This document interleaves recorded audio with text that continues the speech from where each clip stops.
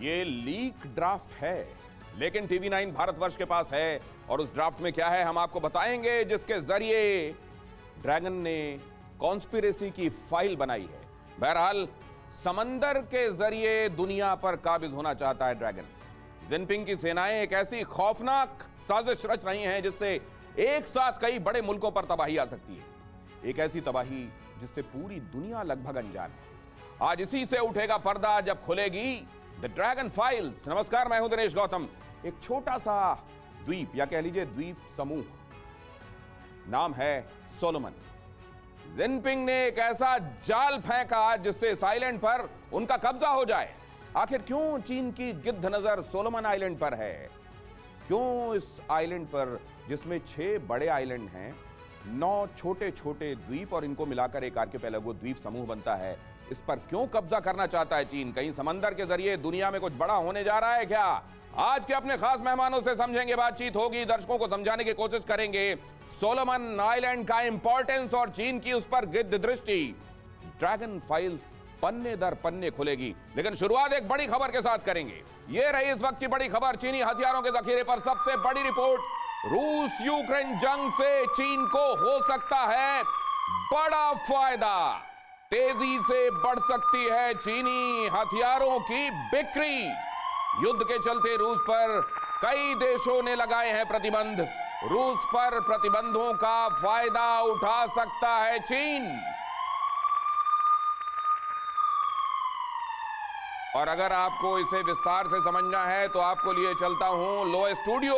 वहां ले जाकर मैं आपको यह समझाता हूं कि मिलिट्री इंडस्ट्रियल कॉम्प्लेक्स, जिसका जिक्र इस दौरान आपने बार बार सुना है, रूस और यूक्रेन के बीच चलने वाली इस जंग में कहा यह जाता रहा कि इससे अमेरिका अपने हथियारों को बेच रहा है, लेकिन एक है मुल्क ऐसा जिस पर लोगों की निगाह इस बीच उतनी नहीं जा रही और इसका वो पूरा फायदा उठा रहा है, चाइना। चाइना इस बीच अपने ज्यादा से ज्यादा हथियार बेचने की फिराक में है। कहा यह जा रहा है कि रूस पर लगे हुए प्रतिबंधों का फायदा सीधे उसे मिलेगा। कैसे? समझने के लिए आपको समझना होगा ये Stockholm International Peace Research Institute की ये रिपोर्ट जो बताती है कि असल में होने क्या वाला है। अगर आप ये सोच रहे हैं कि अमेरिका अपने हथियार बेचता है, अगर आप ये सोचते हैं कि रूस अपनी इकोनॉमी का ज्यादातर हथियारों को बेचकर इकट्ठा करता है, तो जरा इस पर भी निगाह डाल लीजिए। हथियारों के ये सौदागर जो हथियार बेचेगा, मसलन जो कफन बेचेगा, क्या वो चाहेगा लोग जीवित रहें? तो जो कफन बेचेगा, अगर वो नहीं चाहता कि लोग जीवित रहें, लोग अगर जान से जाएंगे तो कफन बिकेंगे, तो ये हथियार बेचने वाले क्या करेंगे? जरा ये देखिए। अमेरिका नंबर 1 हथियार बेचने वाला, रूस नंबर 2 पर था। क्यों कह रहा हूं आगे बताऊंगा। फ्रांस नंबर 3 पर है और चीन है नंबर 4 पर। लेकिन अब पासा पलटेगा। पासा ऐसे पलटेगा कि रूस पर लग गया अमेरिका का बैन। इसका मतलब चीन को मौका मिला और चीन अब हथियारों को बेचने की होड़ में आगे आएगा। वैसे भी उसने बहुत तेजी के साथ हथियार बनाए हैं और इसी वजह से आप देखते हैं कि कई जगहों पर अमेरिका से आगे दिखाई देता है वो हथियारों के मामले में। अब उसके पास सरप्लस है, वो दुनिया को बेच सकता है। ये फायदा ड्रैगन उठाएगा और इस तरीके से ड्रैगन अपनी इकोनॉमी को और मजबूती देगा, अमेरिका से और आगे निकलने, खुद को सुपर पावर बनाने के चक्कर में जो वायरस के इस्तेमाल से भी नहीं चूकता, वो इस दौरान हथियारों को बेचेगा और दुनिया के लिए बड़ा खतरा बनता जाएगा। ड्रैगन फाइल के आगे जो पन्ने में पलटूंगा और एक्सपर्ट्स के साथ आज जो बातचीत होगी उससे ही आपको स्पष्ट हो जाएगा युद्ध की वजह से क्या हुआ है। रूस की इमेज खराब हुई है।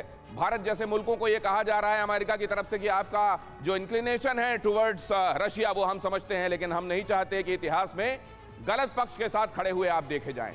इस समय एक परसेप्शन बिल्डिंग का काम किया जा रहा है, खासतौर से वेस्टर्न फोर्सेस की तरफ से, और उसमें वो बहुत हद तक कामयाब भी हुए हैं रूस को और पुतिन को विलेन के तरह पर सामने लाने में। और चीन इस मामले में उसका किया धरा जो उसने पैंडेमिक के दौरान किया था, वो कदरन पीछे चला गया है। वक्त में वो पन्ना कहीं पीछे चला गया है और रूस को विलीफाई करने का ये जो तरीका है वो अभी नया है, रिलेटिवली नया है, लेकिन नया है और इस वजह से उसको उसका फायदा मिलेगा। और चीन इस दौरान अपनी इस इमेज का फायदा उठाकर वेपन मैन्युफैक्चरिंग को बढ़ाएगा और पूरी दुनिया में अपने हथियारों की बिक्री को बढ़ा देगा।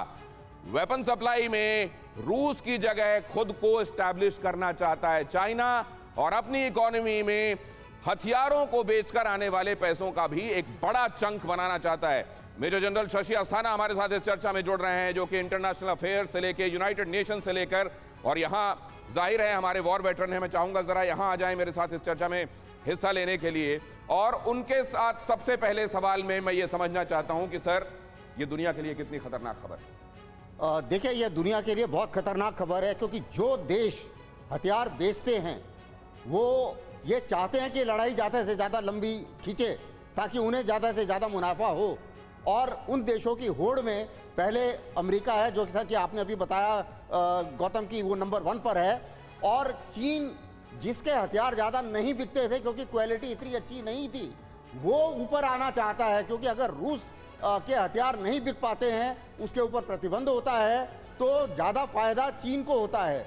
फ्रांस के हथियार थोड़े महंगे होते हैं, चीन के हथियार उन मुल्कों में जाते हैं। सर, लेकिन चीन के बारे में जो ये है कि वो रिवर्स इंजीनियरिंग का एक्सपर्ट है, उसका माल अपना कब तक चले तो चांद तक, नहीं चले तो रात तक। क्या चाइना का वेपन वाकई बिकेगा? निनाद सेठ साहब भी मेरे साथ यहाँ चर्चा में शामिल हो रहे हैं। निनाद सर, आप भी आ जाएं प्लीज यहाँ पर। क्या चीन इस समय रूस का जो स्थान लेना चाहता है, उसके मंसूबे पूरे होंगे क्या? निनाद सर, देखिए, इसमें 3 फैक्टर है। पहली बात, अगर आप यूक्रेन का वॉर देखें तो रशिया के वेपन्स, जो ओरिजिनल वेपन्स है, वो भी बहुत अच्छी तरह नहीं चल रहे हैं। और चाइना के जो वेपन्स है वो नॉक ऑफ, जैसे आपने अभी बोला, नॉक ऑफ वेपन्स है रशिया के वेपन्स के।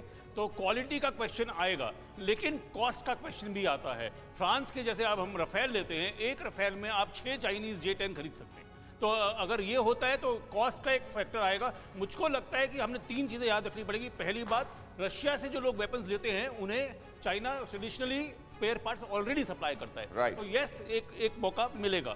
दूसरा फैक्टर ये है कि रशिया जो है वो उसके पास पैसा ज़्यादा है, वो कई बार सॉफ्ट लोन देता है अपने वेपन्स लेने के लिए। चाइना अगर चाहे तो 3 गुना ज़्यादा पैसा दे सकता है, तो सॉफ्ट लोन से आप उठा सकते हैं। और तीसरा, अगर हम हमारे ही नेबरहुड में देखें तो पाकिस्तान और बांग्लादेश 35% चाइना के जो आर्म्स एक्सपोर्ट होते हैं, ये 2 कंट्रियां लेती हैं, बाकी के 30% अफ्रीका लेती है। तो कोई बड़े कंट्रीज अभी तक चाइना के वेपन नहीं लेते हैं। तो अब देखना ये होगा कि हाँ, अपॉर्चुनिटी है, पर क्या चाइना के पास उस तरह के वेपन्स है कि बहुत इंसाइटफुल इंफॉर्मेशन की। एक तो जो सस्ता देखना चाहता है, जो लोग ये मानने लगे हैं कि कन्वेंशनल हथियार ज्यादातर नुमाइशी होते हैं, आपके पास होने चाहिए ताकि आप डरा सके, बता सके मेरे पास हैं। असल में उनका इस्तेमाल युद्ध की स्थिति में उतना कितना फलता है, वो रूस को देखकर देख लीजिए आप। अगर वैसी वो सोच है, अगर सस्ते की सोच है, और वैसे भी रूस वाले हथियारों के अगर स्पेयर पार्ट्स चाइना बना रहा है, तो इस समय चाइना के लिए फुल स्कोप है। और इसीलिए ये सिप्री की रिपोर्ट अपने आप में बहुत बड़ा इंडिकेशन है। और समझ जाना चाहिए उन लोगों को जो समझते हैं कि अगर चाइना के पास पैसा गया तो ये रोग स्टेट है, रोग फैला देगा पूरी दुनिया में। परवाह देश की, सोमवार से शुक्रवार रात 10 बजे TV9 भारतवर्ष पर।